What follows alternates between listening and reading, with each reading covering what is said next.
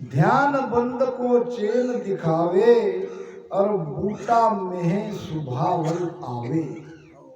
जैसे बरसात होती है, बरसात होती है तो सारी जमीन गीली हो जाती है, पानी पानी हो जाती है।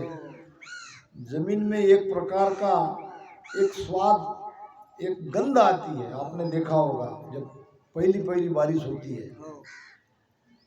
तो इसी प्रकार जब सदगुरु की कृपा होती है और मेहर होने पर जब वो शब्द की अनुभूति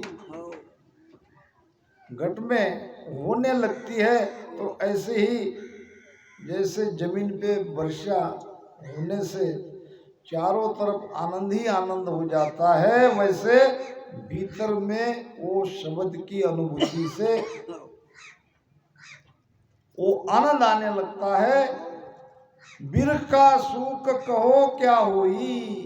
अब ये बिरखा का जो सुख है, भजन का जो सुख है, शब्द का जो सुख है, वो किसी ध्यानी को ही पता। पढ़ने वाले को, ज्ञानियों को इसकी खबर ही नहीं। सीखत ज्ञान सबे सुख होई। सीख सीख के, पढ़ पढ़ के शब्द का सुख नहीं ले सकते। अमर लोक सुम चल आऊ,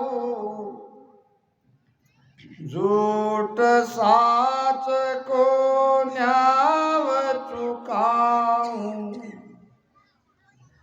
परम भगत बिन मुगति नाही, धाम भजन बिन जायन कोई। महाराज फरमाते हैं कि अमर लोक सु मैं चल आऊं। यहाँ ज्ञानियों में मत भिन्नता है। मैं सुनते रहता हूँ हर एक प्रवक्ता का प्रवचन, क्योंकि उनके सुनने से हमारे अंदर की गलती का एहसास होता है। वो क्या कहते हैं इनके लिए मैं कभी नहीं सुनता। मैंने जो कहा है वो ठीक कहा है या गलत कहा है। तो कोई कोई कहते हैं कि महाराज डायरेक्ट अमर लोक से आए। ठीक है, इस मत को हम मान के चलते हैं। क्या अमर लोक से आने की रीत है? कहीं महाराज ने बताया है? जब अमर लोक से कोई आता ही नहीं है तो महाराज कैसे आए? जब महाराज अमर लोक से नहीं आए तो यहाँ कैसे कह रहे अमर लोक से मैं चल आऊं? तो देखो, ये जो 10वां द्वार है, मैं मेरी धारणा आपको बता रहा हूँ। ये 10वां द्वार शरीर में भी है, शरीर के बाहर भी है। उसका संबंध शरीर से भी है, शरीर के बाहर से भी है। अब जो 10वां द्वार फोड़ के निकल जाते हैं, उसका आने का तो कोई संबंध ही नहीं है। सत शब्द की कथा सुनो, ज्ञानी ध्यानी सारा। 10वें द्वार फोड़ कर निकसे, नहीं कोई अटकन हारा। अब 10वें द्वार फोड़ के जो निकल गया, अब उसको कोई रोक नहीं सकता और दोबारा वो वापस वहां से आ नहीं सकता। आज जो सत्ता चल रही है, ये गुरु महाराज की सत्ता के आधार से ये जीव जग रहे हैं। मैंने सुना है सदगुरु रामदास जी महाराज की सत्ता 184 वर्ष चली। अब ये गुरु महाराज की सत्ता चल रही है। तो अमर लोक 10वां द्वार जो है ये भीतर भी है तो बाहर भी है। अब जिनकी संपूर्ण चेतना 10वें द्वार में चली जाती है वो जीते जी तत्व से, ज्ञानेंद्रियों से, कर्मेंद्रियों से, विषयों से, प्रकृति से, मन बुद्धि अहंकार से वो अलग हो जाता है, अपने स्वरूप में स्थित हो जाता है। जब ऐसी स्थिति होती है तब वो तो अमरलोक में गई है। अब तो केवल फोड़ के निकल के बाहर जाना इतना ही रह गया, मगर उस देश की पूरी अनुभूति उन संतों को आ जाती है। और ये अनुभव लेके जब कोई संत, उनके मुख से वाणी भी निकलती है तो वो वाणी महाराज के मुख से निकली है कि अमर लोक सु मैं चल आऊं। मैंने अमर लोक का सारा अनुभव कर लिया और वो अनुभव के आधार से मैं आपको वहां तक पहुंचने का ज्ञान दे रहा हूं। साच झूठ का न्याय चुकाऊं, सच्ची भक्ति कौन सी है, झूठी कौन सी है, ये भक्ति का निर्णय मैं आपको कहता हूं, क्योंकि मैं वहां तक पहुंचा हुआ हूं। कल बात आई थी दुभाषी की। दुभाषा यानी क्या? दो भाषा को जानने वाला। जब आप विदेश में जाओगे तो आपको दुभाषी की जरूरत पड़ेगी, क्योंकि वहां की भाषा हम समझते नहीं और हमारी भाषा वो नहीं समझते। फिर व्यवहार कैसे हो? दोनों का व्यवहार, ये क्या कह रहा है, वो क्या कह रहा है, ये समझाने के लिए एक कोई बीच वाला चाहिए, जिसको कहते हैं दुभाषा। समझ रहे मेरी बात? दुभाषा का मतलब क्या? वो वहां की बोली भी जानता है और इनकी भी बोली जानता है। वो भी भाषा जानता है, ये भी भाषा जानता है। ये क्या कहते हैं वो सुन लेता है और उनको वो भाषा में वो कहता है कि इनका कहना ये है। फिर उसके जवाब में वो जो कहता है वो उसे उनकी भाषा में समझाता है। ये है दुभाषा। मान लो हिंदुस्तान का कोई आदमी उधर जर्मन जापान गया या चीन में गया तो चीनी भाषा जानने वाला और हमारी हिंदी भाषा जानने वाला कोई व्यक्ति चाहिए, तब दोनों में संवाद होगा। ऐसे ही सदगुरु जी महाराज दुभाषा है। वो हमारे जैसे ही है, हमारे जैसे दिखते हैं, हमारे साथ रहते हैं, हमारे साथ रहते हुए भी, हमारे जैसे दिखने हुए भी उनकी स्थिति उस पद तक पहुंची हुई है। वो वहां की भी बात जानते हैं और हमारी भी बात जानते हैं। हमारे अंदर क्या कमियां हैं ये भी वो दूर करते हैं, क्योंकि वो पहुंचे हुए रहते हैं। इसीलिए वो येन केन प्रकारे हर तरह से हमारे भ्रम को दूर करते करते हमें सीधे रास्ते से लगाते हैं।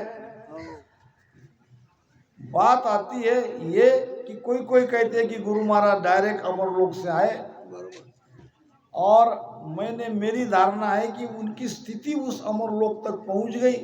वो गए कहीं नहीं थे, यहीं थे, शरीर में ही थे। शरीर में रहते हुए ही उन्होंने अपनी स्थिति उस देश तक की कर ली और उनके मुख से ज्ञान निकला। वो ज्ञान ये वाणी है और वो सत्ता कह रही है कि मैं वो अमरलोक से आई हूँ।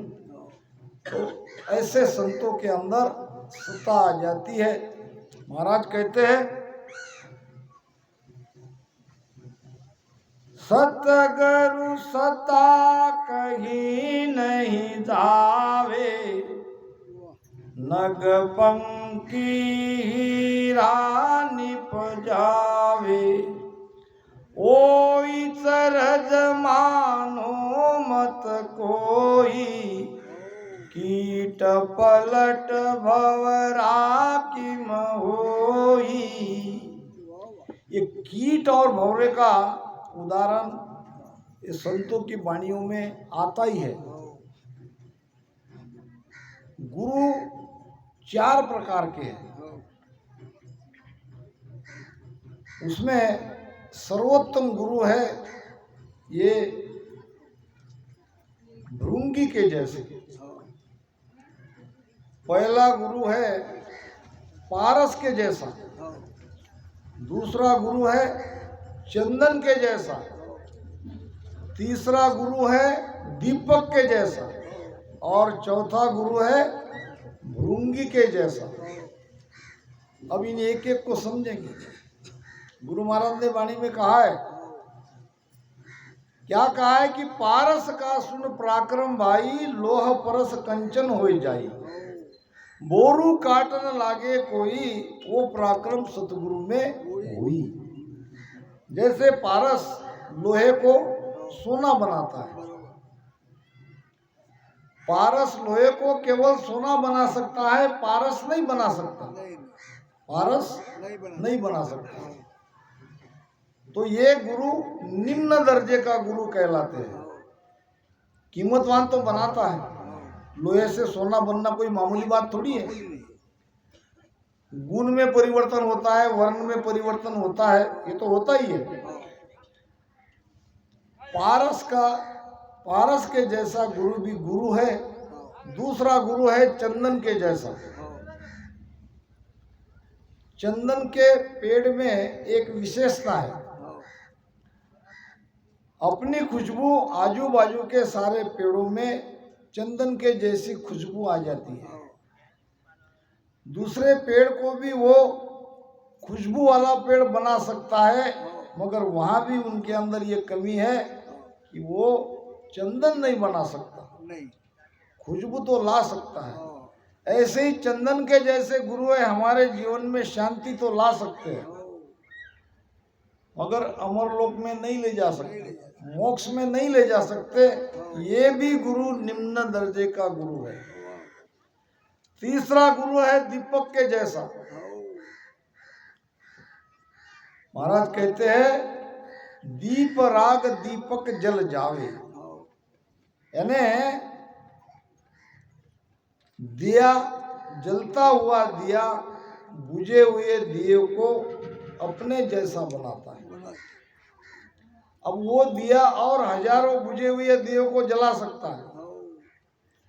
तो दिए जैसा गुरु जो हमें भी प्रकाशित करता है और हमारा प्रकाश का लाभ और भी जो अंधेरे में उसको भी मिलता है, ये सद्गुरु, ये उच्च दर्जे के सद्गुरु है।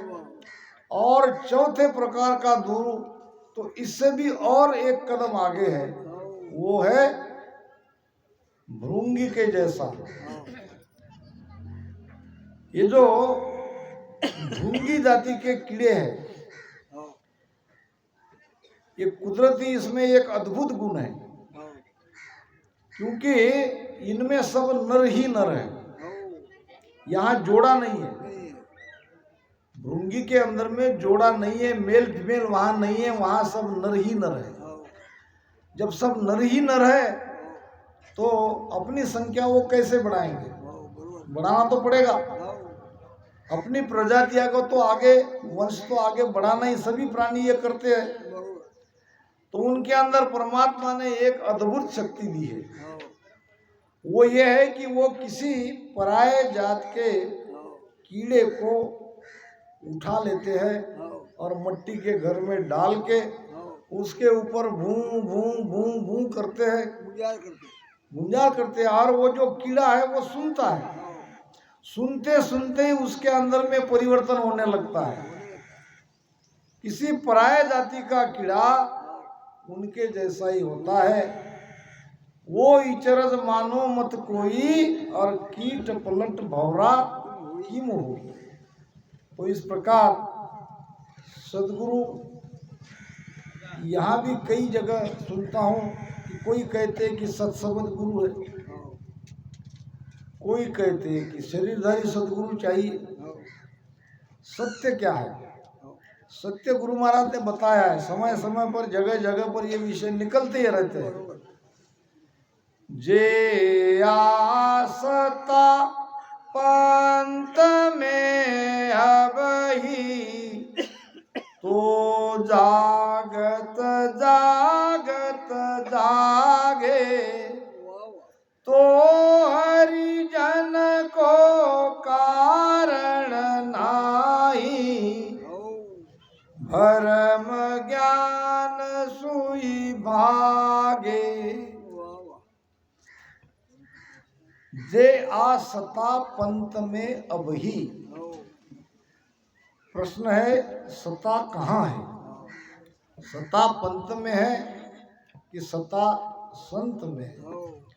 संत जाने के बाद क्या होता है? कोई भी संत सताधारी जब शरीर छोड़ते हैं और उस परम धाम को चले जाते हैं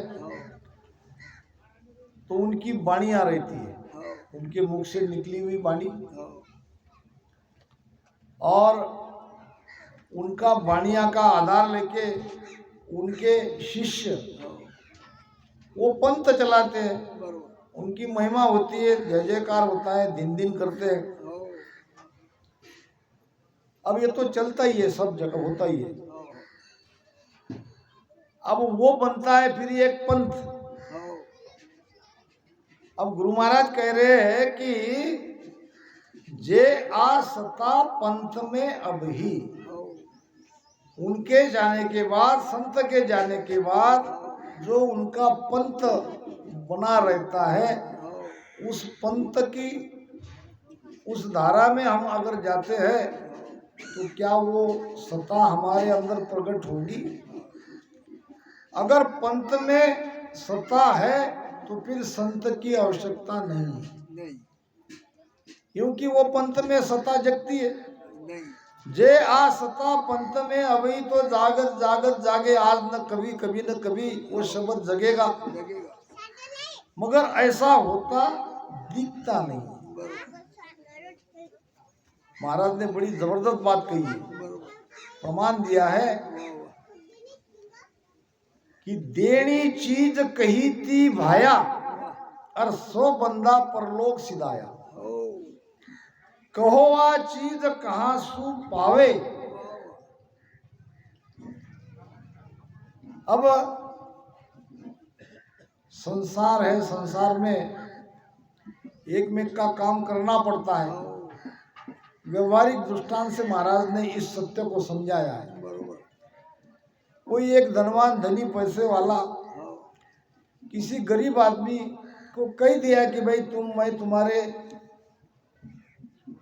बेटी के ब्याह में या कोई और व्यवहार में मैं तुमको 2-4 लाख रुपए दे दूंगा, मुझसे ले लेना, बाद में मुझे दे देना। अब उसके भरोसे वो अपना शादी जो है, जो कार्यक्रम है, वो सब तैयारी हो जाती है। अब इतने में वो धाम पधार गए, वो चला गया से देनी चीज कही थी भाया 100 बंदा परलोक सिधाया। अब कहोवा चीज कहाँ सू पावे। अब कौन देगा आपको? क्योंकि देने वाला देता हूँ कहने वाला कहो जको नहीं जग के माई। कहने वाला तो अब रहा नहीं, तो कैसे वस्तु मिलेगी? अब शादी ब्याह करना है तो कोई दूसरा पैसे वाला ढूंढना पड़ेगा, तभी वो काम होगा। ऐसे ही ये सत्संबंध है।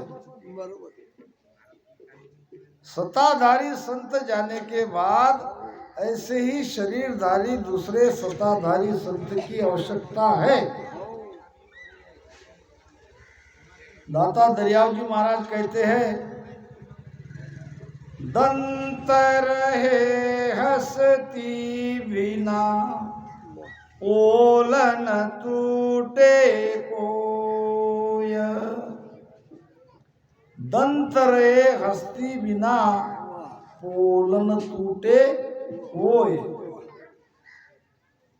हाथी और हाथी के दंत यानी दांत ऐसे रहते ना, बड़े बड़े, नहीं नहीं नहीं, दांत रहते बड़े बड़े ताकतवर रहते हैं।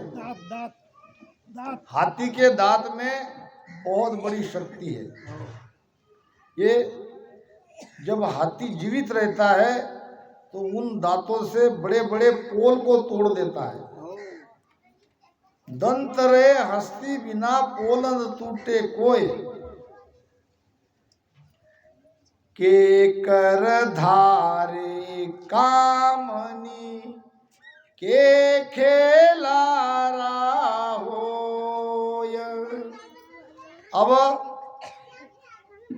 हाथी मर गया, अब रह गए दांत। अब लोगों ने तो देखा कि इसी दांत से बड़े बड़े पोल हाथी तोड़ता था। अब हाथी मरने के बाद उसके दांत रह गए। अब दोनों दांत लेके हम अगर पोल तोड़ने जाएंगे तो टूटेगा क्या? नहीं। क्या होगा उसका? के कर धारे काम ही नहीं। हमारी जो माता बहनी है वो हाथ में डालने के वो चूड़ियां बनाती है, वो अस्थि दंत की, बड़ी महंगी रहती है, हाथी दांत। और के खेला रहा हो, यानी एक समय में बड़े बड़े पोल को तोड़ने वाले ये हाथी के मजबूत दांत अब पोल को नहीं तोड़ रहे हैं। अब उसके तो खिलौने बन रहे हैं या माता बहनें हाथ में चूड़ियां पहनती है, वो हो रहा है। अब क्यों? क्योंकि अब वो ताकत चली गई, वो हाथी चला गया। बात सत्य थी, जब हाथी था, हाथी को लगे हुए थे वो दांत, तो बड़े बड़े पोल टूट रहे थे। मगर अब हाथी चला गया, सत्ता चली गई। अब ऐसे ही संत जाने के बाद संतों की वाणियां पढ़ के हमारा उद्धार नहीं होगा। यहाँ भी लिखा है, वेद राम राम करते करते वाणी पढ़ के सांसों सांस में राम राम करके देख लो, शब्द जगता कि नहीं जगता। शब्द जगाने के लिए तो कोई सत्ताधारी सदगुरु ही चाहिए। सत स्वरूप मिलन को सत है, सत स्वरूप मिलन को सत है। ओ प्रेम नेम बिना बारी, ओ प्रेम नेम बिना भारी, लागी रे चोट सबद कीर्तन में, लागी रे चोट सबद कीर्तन में। बिसर गई सुधा सारी, बिसर गई सुधा सारी। सत्स्वरूप मिलन को सत है, यानी जब तक सत्य नहीं प्रगटेगा सत्स्वरूप में कोई जा ही नहीं सकता। अब सत है कहाँ? बाणी माए राम सुन नाई, बाणी पढ़े सो मोक न हुई। क्या सत वाणी में है? वाणी में सत नहीं, सत ज्ञान में है। ज्ञान में रहता तो कोई सभी ज्ञानी मोक्ष में चले जाते, हमारे जैसे भोले भाले के लिए कुछ बचता ही नहीं। सत है संतों में।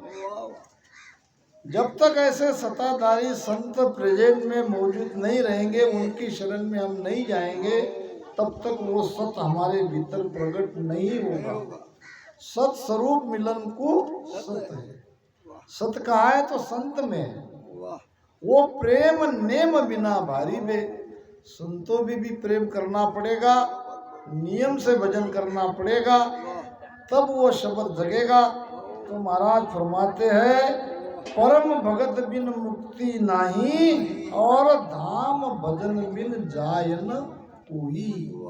उस पद में भजन के अलावा और कोई भी उपाय करोगे नहीं पहुंच सकते। वहाँ भजन ही, भजन से ही उस पद तक पहुंचोगे। हेला पाड़ कहूँ जग माही, बिना राम कहूँ मुगति नाही। कर आचार उत्तम घर जावे, धर्म धीग इंद्र लोक सिधावे, हेला पाड़ कहूँ जगमाई। हेला नाम पुकार पुकार के कहना, अनबे हेला देत हूँ सुन ली जो निज दास, ब्रह्म लोक की चाय वे से आजो मम पास, से आजो मम पास ब्रह्म के माय मिला।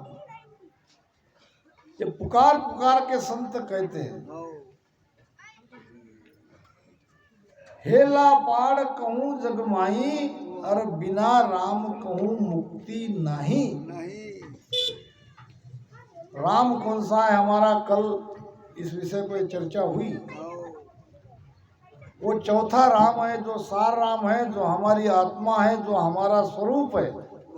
वहां तक पहुंचे बिना हम बंधन से मुक्त नहीं हो सकते, और बंधन से मुक्त जीते जी होना है। मरने के बाद जो मुक्ति मोक्ष की आशा दिलाते हैं वो झूठे गुरु है। मरने पीछे मति मिलो कहे कबीरा राम, और अब पारस क्या क्या काम है, लोहा माटी मिल गया तो पारस का क्या काम। जब लोहा है तभी पारस उसको छुआया तो कुछ न कुछ बनेगा। लोहा माटी में मिल गया, लोहे को जंग लग गया, फिर पारस का क्या काम। बिना राम कहूँ मुक्ति नाही, कर आचार उत्तम घर जावे। आचार विचार अच्छे रखना, शुद्ध रखना, शुभ कर्म करना, ये कोई बुरी बात नहीं है, मगर शुभ कर्म करके मोक्ष की अपेक्षा करना ये झूठ है। आपको फल मिलेगा, फल पावे पदवी मिले, गर्भ न छूटे कोई, आना जाना नहीं मिटेगा। इन शुभ कर्म से शुभ कर्म कर स्वर्ग आ जाओगे, ये तो स्वर्ग में जाओगे। धर्म जीग इंद्र लोक सिधावे, धर्म करोगे, पुण्य करोगे, यज्ञ करोगे तो ज्यादा से ज्यादा स्वर्ग में जाओगे, या ज्यादा पुण्य बनेगा तो भगवान इंद्र बनोगे। इससे आगे कुछ नहीं होगा। तीन लोक में भुगते सोई, शुभ सो कर्म शुभ संग होई, बहु प्रकार करे नर कोई, कर्म भजन बिन गले न लोई। सभी को महाराज उपदेश कर रहे हैं कि आप जो शुभ कर्म करोगे तो उसका तो फल मिलेगा। क्यों कि रीत ऐसी बनाई है, करनी जीवा हाथ दी। जीव करनी के लिए, कर्म करने के लिए स्वतंत्र है।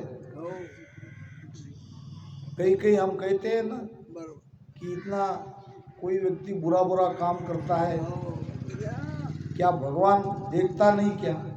कहीं बहुत ज्यादा अन्याय हमें होते दिखता है तो हमारे मुख से निकलता है। फिर कोई नास्तिक वृत्ति के रहते कह देते भगवान है ही नहीं, अगर रहते तो रोकते। भगवान दृष्टा है, भगवान दृश्य नहीं है, वो दृष्टा है, वो सब देख रहा है। क्योंकि व्यवस्था ऐसी बनी है कि ये जीव कर्म करने के लिए स्वतंत्र है।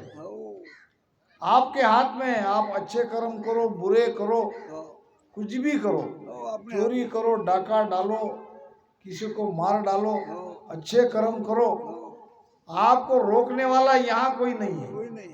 करनी जीवा हाथ दी, तू कर, फिर क्या फल करनी के माए। जैसी करनी करोगे, जैसा कर्म करोगे, वैसा तुम्हें ही भुगतना पड़ेगा। क्योंकि जो भी हम कर्म करते हैं उसका फल बनता है।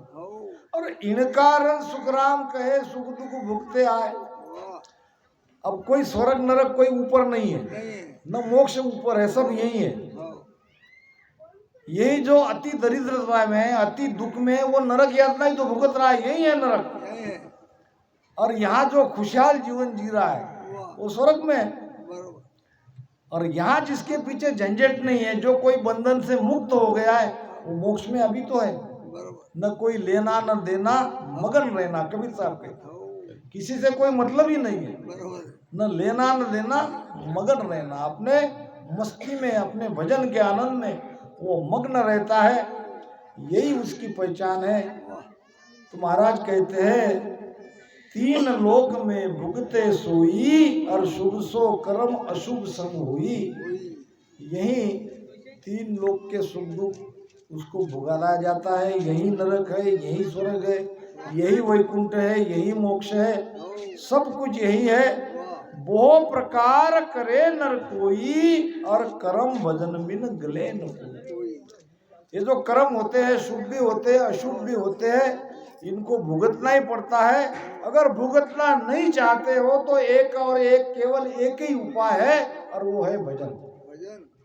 भजन से ही कर्म गलता है, और कोई दूसरा उपाय नहीं है। महाराज कहते हैं, भजना रे भाई प्राणिया, काई अर्थ विचारे।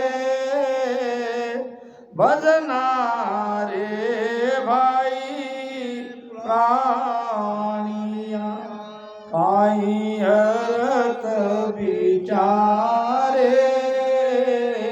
भणिया गुण्या माने नहीं, जम जवरो मारे। भणिया गुण्या माने नहीं, जम जवरो मारे। भजना रे भाई प्राणिया। भजन की कहिए, भजन की कहीं काट नहीं है। भजन करते ही हमें हमारा उद्धार करना है, हमारे सगे संबंधी का उद्धार करना है, उनको संगत में लाने की कोशिश करो। दो बात में से एक बात आपको माननी पड़ेगी, या तो इस भक्ति को सत्य मानते हो, मैं समझता हूँ कि आप मानते हो, मगर जब आप इसको सत्य मानते हो तो आपके परिवार के, आपके बच्चे, बेटा, बहू, नाती, इनको आप क्यों 84 में जाने दे रहे हो? उनको भी लाओ। हमारे चंद्रू जी बापू को कोटि कोटि उनको नमन करता हूँ, उनके परिवार को। इतना आनंद आया मुझे, सुबह ब्रह्म स्तुति गा रही थी हमारी बहन है। यह है संस्कार। छोटा सा दृष्टांत आपको कह के वाणी को विराम देता हूँ। सत्संग में एक बूढ़ा व्यक्ति सत्संग के पहले आता था और दो नाती को साथ लाता था, एक पोता और एक पोती। अब लोग सोचते इसको सुनाई नहीं देता, इसको ठीक से दिखाई नहीं देता, ये घर पे पड़ा पड़ा आराम क्यों नहीं करता, ये यहाँ आ जाता है, वो भी सबसे पहले आ जाता है। एक दिन लोगों ने पूछा कि बाबा जी, तो उसने कहा जोर से बोलो।